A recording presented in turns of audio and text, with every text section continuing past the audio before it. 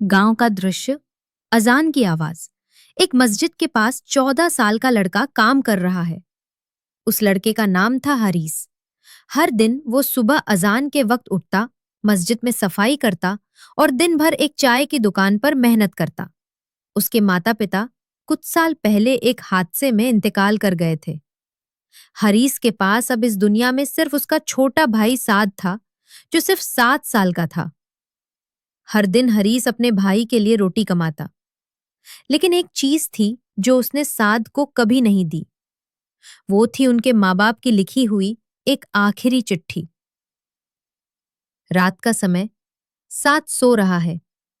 हरीस एक पुरानी संदूक से वो चिट्ठी निकालता है। उस चिट्ठी में उनके वालिद ने लिखा था, अगर कभी हम ना रहें तो एक दूसरे का ख्याल रखना। हरीस, तू बड़ा है। साद की दुनिया तू ही है, उसका हकदार तू है। हरीस हर रात वो चिट्ठी पढ़ता, मगर साद को कभी नहीं बताता। उसे लगता था, मैं सिर्फ उसका भाई नहीं, अब उसके लिए माँ बाप दोनों हूं। मस्जिद में एक मुसाफिर आता है जो हरीस के व्यवहार से प्रभावित होता है।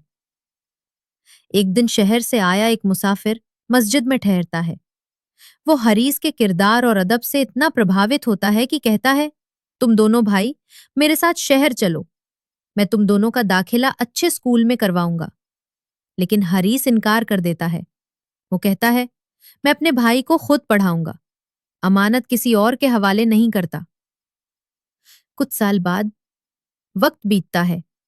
साद एक हाफिजे कुरान बन जाता है और हरीस एक छोटी सी चाय की दुकान का मालिक होता है। जब लोग उससे पूछते, तुमने अपनी जिंदगी अपने भाई के लिए कुर्बान कर दी, तो हरीस मुस्कुराकर कहता है, मैंने जिंदगी नहीं, अपनी अमानत का हक अदा किया है।